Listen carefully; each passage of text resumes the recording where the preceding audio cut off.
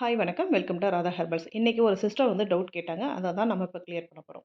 அதாவது சோப்பு வந்து மோல்ட்ல ஊத்திட்டேன். நான் எத்தன மணி நேரம் கழிச்சு எடுக்கிறது? சில பேர் 24 ஹவர்ஸ்ன்னு சொல்றாங்க. சில பேர் 48 ஹவர்ஸ்ன்னு சொல்றாங்க. நான் எத்தன மணி நேரம் கழிச்சு எடுக்கிறது அப்படின்னு கேட்டாங்க. இது நான் இன்னைக்கு ரெடி பண்ண சோப்பு தாங்க. மதியம் 2:30க்கு தான் இந்த மோல்ட்ல ஊத்தினேன். அத பத்தி வீடியோ வந்து உங்களுக்கு ஷார்ட்ஸ்ல வந்து நான் அப்டேட் பண்ணியிருக்கேன். இப்போ மணி 6:30 எடுத்துட்டேன்.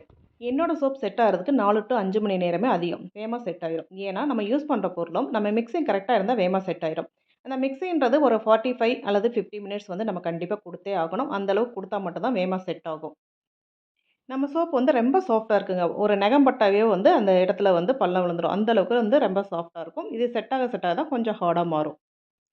ஒரு ஹேண்ட்மேட்ல இந்த அளவுக்கு ஃபினிஷிங்கில ஒரு சோப் செய்ய முடியுமான்னா, கண்டிப்பா முடியுங்க. பாருங்க ஃப்ரண்ட் சைடும் சரி, பேக் சைடும் சரி ஃபினிஷிங் ஒண்ணு போல இருக்கும். அந்த ஒயிட் லேயர் வந்து ஃபார்ம் ஆகாது. இன்னொன்னு நம்ம சோப் வந்து கடைசில ஒரு பிட் இருக்கிற வரைக்கும் நொர வரும் அப்படின்னு சொல்லியிருக்கோம். அத லைவ்ல பார்த்துரலாமா? இன்னைக்கு தாங்க நம்ம சோப் ரெடி பண்ணியிருக்கோம். 2:30க்கு ஊத்தணும், 6:30க்கு எடுத்தாச்சு. இப்ப இந்த சோப் வந்து நொர எப்படி வருதுன்னு பார்ப்போம். ஏன்னா நம்ம வீடியோல நம்ம சோப்பு வந்து ஒரு பிட் இருக்கிற வரைக்கும் நொர வரும்னு சொல்லியிருக்கோம்.